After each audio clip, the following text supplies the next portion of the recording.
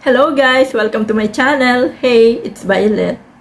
For today's vlog guys, ipapaliwanag ko po sa inyo kung ano ang pagkakaiba ng OAC, Overseas Employment Certificate, OIC Exemption, at ng OFW Pass.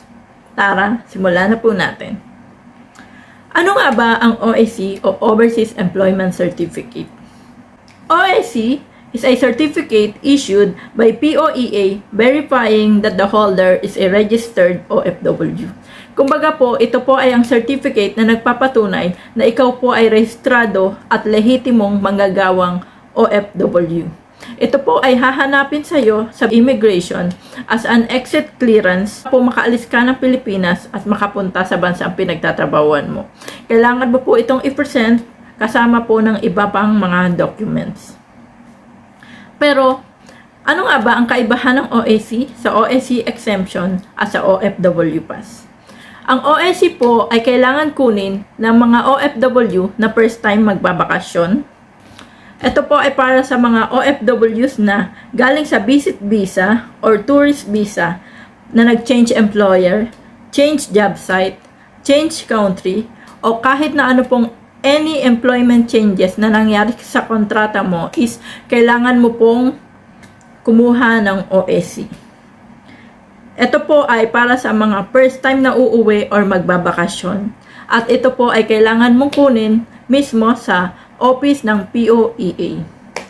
Ang validity po nito ay 60 days lang. So, kung 1 month lang po ang bakasyon mo sa Pilipinas, is maaari ka na pong kumuha nito sa bansang panggagalingan mo or sa bansang pinagtatrabahuan mo. Pero kung ikaw po ay magbabakasyon ng 2 months mahigit, is kailangan mo po itong kunin sa Pilipinas. Kasi nga po, 60 days lang po ang validity niya. Okay po. Ano naman po ang OAC Exemption? Ang OAC Exemption po ay maaaring kunin ng mga OFW na nakapagbakasyon na before. Kumbaga po, dati na pong nagbakasyon sa Pilipinas, nakauwi, at nagkaroon na po ng OAC. Ito po ay para sa mga OFW na uuwi uli at babalik sa same employer. Ito po ay, no need mo na pong pumunta sa POEA office. Ito po ay kukunin mo lang online sa pamamagitan po ng website ng PAPSBAM. Okay po. Ito po ay 60 days validity lang din po. So, kung 1 month lang po ang vacation mo, maaari mo itong kunin sa bansang panggagalingan mo or pinagtatrabahuan mo.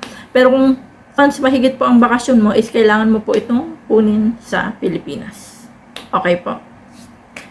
And then, at ano naman po ang OFW Pass?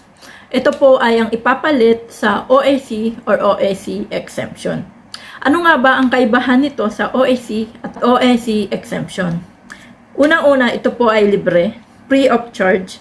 Hindi po katulad ng OAC na may bayad. Number 2 po, ang duration ng validity niya is nakadepende po sa kontrata na mayroon ka. Hindi po katulad ng OAC or OAC Exemption na 60 days lang. And then, ito po ay nasa digital form na po. Ibig pong sabihin, ito po ay makukuha mo sa pamamagitan po ng DMW mobile app. Kailangan mo lang po mag-install ng DMW mobile app at doon ka na po makakakuha ng OFW Pass.